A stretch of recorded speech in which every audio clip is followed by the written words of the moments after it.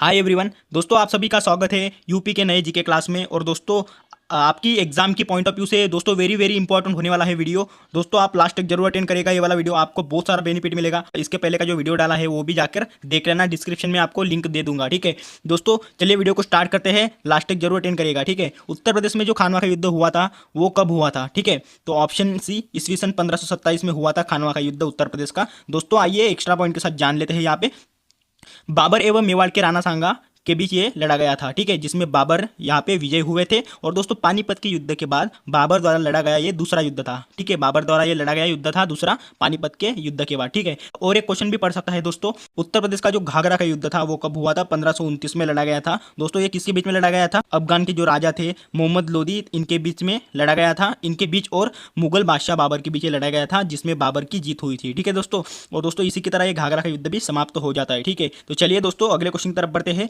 प्रथम स्वतंत्रता संग्राम कब हुआ? इसका राइट आंसर है ऑप्शन डी, 1857 में हुआ था प्रथम स्वतंत्रता संग्राम। ठीक है, गेटवे ऑफ उत्तर प्रदेश किसको कहा जाता है? दोस्तों, हमारे इंडिया में भी गेटवे ऑफ इंडिया है, जो कि महाराष्ट्र के मुंबई में है, जो कि महाराष्ट्र की राजधानी है मुंबई। तो वहां पे दोस्तों गेटवे ऑफ इंडिया स्थित है। और गाजियाबाद में है दोस्तों गेटवे ऑफ उत्तर प्रदेश। ठीक है, तो चलिए अगले क्वेश्चन की तरफ बढ़ते हैं। उत्तर प्रदेश में 1857 की क्रांति का आरंभ सर्वप्रथम किस नगर में हुआ था? 1857 की जो क्रांति हुई थी तो उसका सर्वप्रथम आरंभ कौन से नगर में हुआ था? ऑप्शन डी, मेरठ इस नगर में हुआ था 1857 क्रांति का आरंभ। ठीक है, चलिए अगले क्वेश्चन की तरफ बढ़ते हैं दोस्तों। उत्तर प्रदेश का जो महत्वपूर्ण मंदिर है दशावतार, तो ये मंदिर उत्तर प्रदेश के किस क्षेत्र में आता है? इसका राइट आंसर है ऑप्शन सी, देवगढ़ इस क्षेत्र में आता है। ठीक है, देवगढ़ इस क्षेत्र में आता है दशावतार यह मंदिर। ठीक है दोस्तों, उत्तर प्रदेश की इंपॉर्टेंट मंदिर देख लेते हैं, एग्जाम की पॉइंट ऑफ व्यू से इंपॉर्टेंट हो जाता है। ठीक है, बटेश्वर नाथ मंदिर ये आगरा में स्थित है, सारनाथ मंदिर वाराणसी में स्थित है, काशी विश्वनाथ मंदिर वाराणसी में स्थित है, श्री कृष्ण जन्मभूमि मंदिर मथुरा में, शीतला देवी मंदिर लखनऊ में है दोस्तों, तुलसी मानस मंदिर वाराणसी में, प्रेम मंदिर वृंदावन में, और जेके मंदिर कानपुर। दोस्तों जेके मंदिर को आप इंपॉर्टेंट करके रखना। ठीक है, जल्दी जल्दी दोस्तों रिवीजन करो, एग्जाम आपके नजदीक है। ठीक है, किस संविधान संशोधन के अंतर्गत वन एवं वन्य प्राणी विषय को समवर्ती सूची में रखा गया था? ऑप्शन डी, 42वां जो संविधान संशोधन था उसमें वन एवं वन्य प्राणी विषय को समवर्ती सूची में रखा गया था। दोस्तों, अगर आपको पूछा जाए कि 42वीं जो संविधान संशोधन है वो 1976 में हुआ था दोस्तों, और इसमें 5 विषयों को राज्य सूची में समवर्ती सूची में स्थानांतरित किया गया था। जैसे कि उनके नाम है दोस्तों, शिक्षा हो गया, वन हो गया दोस्तों, उसके बाद है भार और माप, चौथे नंबर पर है वन्य जीवों और पक्षियों की सुरक्षा, और दोस्तों 5वें नंबर पर है उच्च न्यायालय और उच्चतम न्यायालय को छोड़कर सभी न्यायालयों के संगठन, संविधान और न्याय का शासन। तो दोस्तों ये पांचों भी आपको याद रखने हैं, एग्जामिनर आपको घूम फिरा के कैसा भी क्वेश्चन पूछ सकता है। ठीक है, और दोस्तों 42वां जो संविधान संशोधन हुआ था वो कब हुआ था? 1976 में हुआ था। तो ये भी साल आपको याद रखना है। ठीक है दोस्तों, तो चलिए अगले क्वेश्चन की तरफ बढ़ते हैं दोस्तों।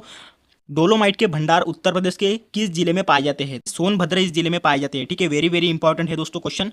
दोस्तों, उत्तर प्रदेश की पहली खनिज नीति 1998 में आई थी, ये साल आपको याद रखना है। ठीक है, तांबा दोस्तों आपको ललितपुर में मिलता है, चूना पत्थर आपको मिर्जापुर सोनभद्र में मिलता है, हीरा दोस्तों आपको मिर्जापुर बांदा में मिलता है, और कोयले की बात की जाए दोस्तों, सिंगरौली सोनभद्र क्षेत्र में कोयला ज्यादातर उत्पादन होता है कोयले का। ठीक है, यूरेनस का दोस्तों ललितपुर में उत्पादन होता है। तो ये सभी आपको याद रखने हैं दोस्तों। उत्तर प्रदेश में सर्वाधिक प्रचलित लोक नृत्य निम्नलिखित में से कौन सा है? इसका राइट आंसर है ऑप्शन बी, नौटंकी जो यह लोक नृत्य है ये उत्तर प्रदेश का सबसे प्रचलित लोक नृत्य है। ठीक है दोस्तों, आपको उत्तर प्रदेश के सभी नृत्य याद रहने चाहिए। ठीक है, इंपॉर्टेंट वाले। तो उत्तर प्रदेश के प्रमुख लोक नृत्य जैसे कि चरकुला लोक नृत्य हो गया, रासलीला, कथक, रामलीला, ख्याल, नौटंकी, दादरा और कजरी। तो ये सभी इंपॉर्टेंट लोक नृत्य है उत्तर प्रदेश के। ठीक है, भारत की शास्त्रीय नृत्य और भारत के लगभग हर हिस्से में प्रसिद्ध है, जैसे कि भरतनाट्यम हो गया, कुचिपुड़ी, कथकली, कथक, ओडिसी, सत्रिया और मणिपुरी।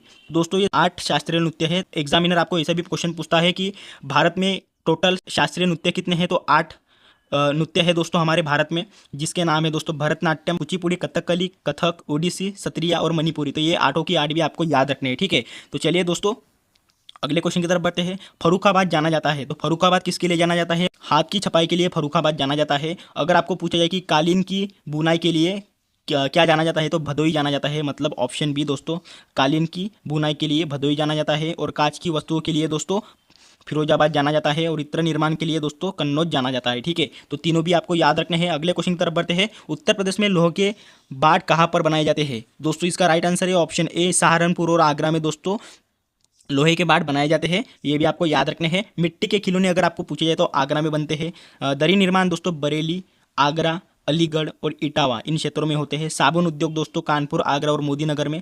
लकड़ी का फर्नीचर की बात की जाए हाथरस, वाराणसी और सहारनपुर में। हथकरघा एवं सूती वस्त्र तो ये कहाँ पर निर्माण होते हैं? मेरठ, देवबंद और धामपुर में। दोस्तों सिगरेट निर्माण की बात की जाए तो सहारनपुर और गाजियाबाद में। चीनी मिट्टी के बर्तन ये खुर्जा और इलाहाबाद में। साबुन उद्योग की बात की जाए तो कानपुर, आगरा और मोदी नगर, तो ये 3 ठिकान में बनते हैं, ठीक है। खेल का सामान की बात की जाए तो आगरा और मेरठ में बनते हैं, ठीक है। तो आपको ये सभी निर्माण स्थान याद रखने हैं दोस्तों इस क्वेश्चन के साथ, ठीक है। इसके ऊपर आप बार बार रिविजन करो। चलिए अगले क्वेश्चन की तरफ बढ़ते हैं दोस्तों। चौधरी चरण सिंह स्टेडियम उत्तर प्रदेश के किस जिले में स्थित है? इसका राइट आंसर है ऑप्शन सी, मुजफ्फरनगर इस एरिया में स्थित है दोस्तों चौधरी चरण सिंह स्टेडियम, ठीक है। अगर दोस्तों आपको अगर ऐसा पूछा जाता है कि चौधरी चरण सिंह हवाई अड्डा कहाँ पर स्थित है, तो ये लखनऊ में स्थित है, ठीक है। तो ये आपको याद रखना है, ठीक है। और उसके बाद दोस्तों आपको याद रखना है उत्तर प्रदेश में कुल 5 स्टेडियम जैसे कि इंपॉर्टेंट स्टेडियम है, ये एग्जाम में ज़्यादातर पूछे जाते हैं, जैसे कि ग्रीन स्टेडियम कानपुर में स्थित है। Greater Noida sports complex ground ये ग्रेटर नोएडा में स्थित है। उसके बाद दोस्तों भारत रत्न अटल बिहारी वाजपेयी अंतर्राष्ट्रीय क्रिकेट स्टेडियम जिसे इकाना स्टेडियम नाम से जाना जाता है, जहाँ पर इंटरनेशनल मैचेस होते हैं दोस्तों, लखनऊ के अंदर आता है। यूनिवर्सिटी स्टेडियम ये लखनऊ में आता है और केडी सिंह बाबू स्टेडियम ये भी लखनऊ में आता है, ठीक है। ज़्यादातर दोस्तों लखनऊ में स्टेडियम है, तो आपको ये पाँचों की पास याद रखना है। इकाना स्टेडियम का नाम अटल बिहारी वाजपेयी स्टेडियम भी है। अटल बिहारी जी की बात हो चुकी है तो उनके बारे में थोड़ी जान लेते हैं। सर्वतोमुखी विकास के लिए किए गए योगदान तथा असाधारण कार्यों के लिए 2015 में उन्हें भारत रत्न से सम्मानित किया गया है। दोस्तों यहाँ पे बात करते हैं उत्तर प्रदेश के कुछ प्रमुख व्यक्ति हैं जिन्हें भारत रत्न मिला है, तो ये भी आपको याद रखना पड़ेगा, ठीक है। दोस्तों मदन मोहन मालवीय जिन्हें 2015 में मिला है भारत रत्न। अटल बिहारी वाजपेयी को 2015 में मिला है। CNR राव को मिला है 2014 में। बिस्मिल्लाह खां जो कि शहनाई वादक थे जिन्हें 2001 में मिला है दोस्तों। पंडित रविशंकर को मिला है 1999 में। राजीव गांधी को मिला है 1991 में। इंदिरा गांधी को मिला है 1971 में। जवाहरलाल नेहरू जी को मिला है 1955 में दोस्तों। और पुरुषोत्तम दास टंडन जी को मिला है 1961 में। और गोविंद वल्लभ पंत जी को मिला है 1957 में। तो ये आपको इनके साल याद रखने हैं दोस्तों, इन्हें कब भारत रत्न मिला है। उत्तर प्रदेश से सभी संबंधित है, ठीक है। तो ये 10 व्यक्ति है दोस्तों, इन्हें मिला है भारत रत्न पुरस्कार, ठीक है। दोस्तों यहाँ पे बात करते हैं गोविंद वल्लभ पंत जी की, तो जो कि उत्तर प्रदेश राज्य के प्रथम मुख्यमंत्री और भारत के चौथे गृह मंत्री थे, ठीक है। इनके बारे में एक पॉइंट हो गया दोस्तों, ये भी आपको याद रखना है। इसके बाद हम बात करते हैं यहाँ पे शहनाई वादक मतलब बिस्मिल्लाह खां की, ठीक है। तो ये शहनाई वादक थे, आप इनकी तस्वीर देख सकते हैं, शहनाई वादक। दोस्तों वही हम बात करेंगे राजीव गांधी जी की, जो कि छठे प्रधानमंत्री थे हमारे भारत देश के 1984 में। और तीसरे प्रधानमंत्री की बात की जाए तो उनका नाम क्या है? इंदिरा गांधी। तीसरे प्रधानमंत्री थे 1966 में। और भारत के प्रथम प्रधानमंत्री कौन थे? तो जवाहरलाल नेहरू जी 1947 में थे, ठीक है। तो वहाँ पे दोस्तों बात हो चुकी थी कि उत्तर प्रदेश के हवाई अड्डे की, तो उत्तर प्रदेश का अंतर्राष्ट्रीय हवाई अड्डे है जैसे कि मर्यादा पुरुषोत्तम श्रीराम इंटरनेशनल एयरपोर्ट अयोध्या में स्थित है। कुशीनगर अंतर्राष्ट्रीय हवाई अड्डा ये कुशीनगर में स्थित है। चौधरी चरण सिंह अंतर्राष्ट्रीय हवाई अड्डा लखनऊ में स्थित है। नोएडा इंटरनेशनल एयरपोर्ट ये नोएडा में स्थित है। और लाल बहादुर शास्त्री अंतर्राष्ट्रीय हवाई अड्डा ये वाराणसी में स्थित है, ठीक है। तो ये आपको पाँचों के पाँच भी इंटरनेशनल एयरपोर्ट याद रखने हैं, ठीक है। तो ये उत्तर प्रदेश की इंटरनेशनल एयरपोर्ट है दोस्तों। कांपिल्य उत्सव राज्य के किस जिले में आयोजित किया जाता है? फर्रुखाबाद में आयोजित किया जाता है कांपिल्य महोत्सव, ठीक है। आगरा नहर किस नदी से निकली गई है? इसका राइट आंसर है दोस्तों ऑप्शन डी, यमुना इस नदी से आगरा नहर निकली गई है दोस्तों। अगर आपको पूछा जाए कि आगरा शहर की स्थापना किसने की थी, तो सिकंदर लोदी ने की थी दोस्तों आगरा शहर की स्थापना। दोस्तों यमुना नदी की बात करते हैं तो यमुना नदी की कुल लंबाई है 1376 किलोमीटर की। यमुना के तट पर स्थित कुछ शहर है जैसे कि बागपत, दिल्ली, नोएडा, मथुरा, आगरा, फिरोजाबाद, इटावा, कालपी, हमीरपुर और प्रयागराज, ठीक है दोस्तों। यमुना नदी का उद्गम कहाँ से हुआ है? यमुनोत्री, बंदरपुर चोट्टी, उत्तरकाशी जिला, उत्तराखंड। गंगा नदी की सबसे बड़ी सहायक नदी है यमुना नदी, ठीक है दोस्तों। यहाँ पे बात करते हैं गंगा नदी की, तो गंगा नदी की लंबाई कितनी है? 2525 किलोमीटर की गंगा नदी की लंबाई है। गंगा नदी के तट पर स्थित उत्तर प्रदेश के कुछ शहर है जैसे कि गुड़मुक्तेश्वर हो गया, वाराणसी, कानपुर, प्रयागराज, फर्रुखाबाद, मिर्जापुर, कन्नौज, बिठूर और बदायूं। तो ये सभी गंगा नदी के तट पर स्थित है दोस्तों शहर। इसका उद्गम कहाँ से हुआ है? गंगोत्री हिमनद उत्तराखंड से इसका उद्गम हुआ है गंगा नदी का, ठीक है। तो ये आपको सभी एक्स्ट्रा पॉइंट दोस्तों याद रखने हैं, ठीक है। अगला क्वेश्चन है उत्तर प्रदेश के किस स्थान का दशहरी आम विश्व प्रसिद्ध है? इसका राइट आंसर है ऑप्शन सी, मलिहाबाद का दोस्तों दशहरी आम विश्व प्रसिद्ध है दोस्तों। और दोस्तों लंगड़ा आम जो कि बनारस का एक प्रसिद्ध आम है, ठीक है। ये भी क्वेश्चन एग्जाम में देखने मिलता है, ठीक है। अगला क्वेश्चन है दोस्तों उत्तर प्रदेश का न्यूनतम साक्षरता दर वाला जिला कौन सा है? इसका राइट आंसर है ऑप्शन ए, श्रावस्ती जो यह जिला है ये उत्तर प्रदेश का न्यूनतम साक्षरता दर वाला जिला हो जाता है, ठीक है दोस्तों। अगर आपको पूछा जाता है कि यूपी का सबसे ज़्यादा साक्षरता वाला जिला कौन सा है, तो गौतम बुद्ध नगर है, ठीक है। और यूपी का सबसे बड़ा जिला कौन सा है, तो लखीमपुर खीरी है। ये भी पॉइंट आपको याद रखना है। अगले क्वेश्चन की तरफ बढ़ते हैं दोस्तों। उत्तर प्रदेश में विधान परिषद सदस्यों की संख्या कितनी है? तो ऑप्शन डी 100 दोस्तों विधान परिषद सदस्यों की संख्या है। लोकसभा की संख्या कितनी है उत्तर प्रदेश में? 80 है। राज्यसभा की सीटें कितनी है? 31 है। विधानसभा की संख्या कितनी है? 403 विधानसभा की संख्या है और विधान परिषद की कितनी है? 100 है दोस्तों, ठीक है। अगला क्वेश्चन है, आगरा लखनऊ एक्सप्रेसवे की लंबाई कितनी है? तो इसकी लंबाई है दोस्तों ऑप्शन ए 302 किलोमीटर की इसकी लंबाई है दोस्तों। अप्रॉक्सीमेटली अगर आपको पूछी जाए तो 302.2 किलोमीटर की इसकी लंबाई है दोस्तों। ज़्यादातर एग्जाम में 302 ही पूछा जाता है, ठीक है। और दोस्तों ये 6 लेन का एक एक्सप्रेसवे है और ये आगरा और लखनऊ को जोड़ता है, ठीक है। अगले क्वेश्चन की तरफ बढ़ते हैं दोस्तों।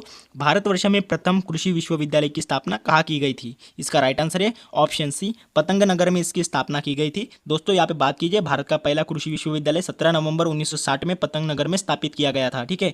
ये आपको स्थापना वर्ष याद रखना है। गोविंद वल्लभ पंत कृषि विश्वविद्यालय इसका अभी वर्तमान में नाम है। इसका उद्घाटन दोस्तों जवाहरलाल नेहरू जी द्वारा किया गया था, जो कि हमारे भारत देश के प्रथम प्रधानमंत्री थे, ठीक है।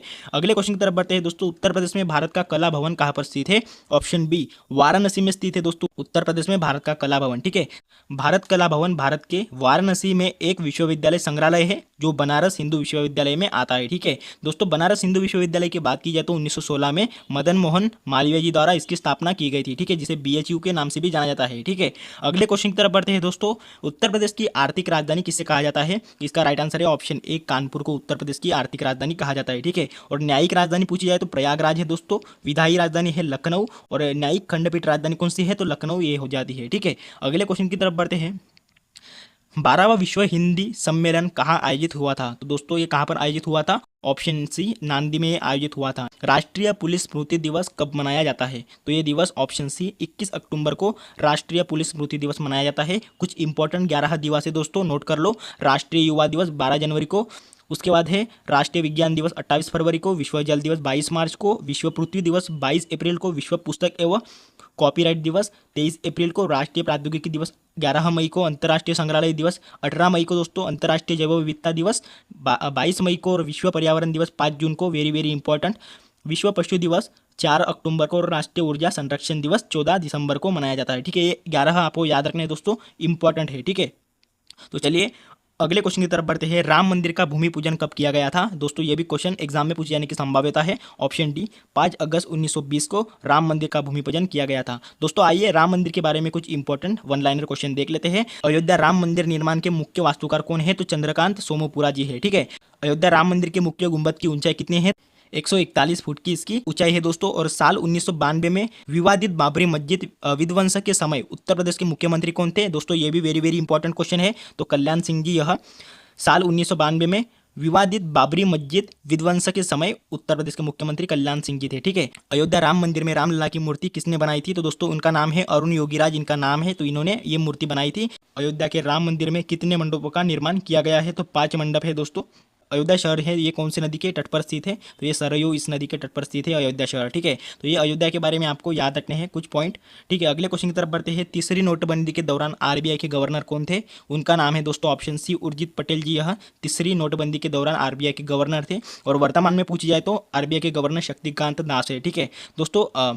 जब नोटबंदी हुई थी तीसरी, तभी कौन से नोट बैन किए गए थे? तो 500 और 1000 की नोट यहाँ पे बैन किए गए थे, ठीक है। यूपी का पहला केंद्रीय कारागार कहाँ बना? बरेली में बना था वो यूपी का पहला केंद्रीय कारागार। और दोस्तों अगर बात की जाए कि कुल केंद्रीय कारागार कितने हैं यूपी में, तो 8 कारागार है। और कुल जेल कितने हैं? तो 73 जेल है। तो ये दोनों भी पॉइंट एग्जाम में पूछने की संभाव्यता है, ठीक है। निम्नलिखित में से सुमेलित कीजिए तथा नीचे दिए गए कूट से सही उत्तर का चयन कीजिए।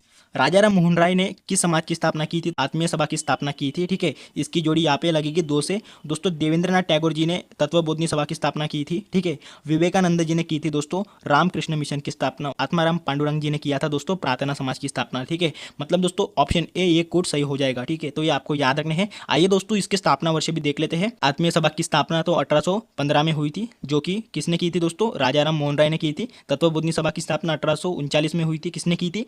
देवेंद्रनाथ टैगोर जी ने। रामकृष्ण मिशन की स्थापना 1 मई 1897 में की थी विवेकानंद जी ने। और प्रार्थना समाज की स्थापना 1867 में की थी आत्माराम पांडुरंग जी ने, ठीक है। दोस्तों आशा करता हूँ कि ये वाला वीडियो आपको पसंद आ गया होगा, तो चैनल को जरूर सब्सक्राइब कर देना, ठीक है। मिलते हैं नेक्स्ट वाली वीडियो में। जय हिंद।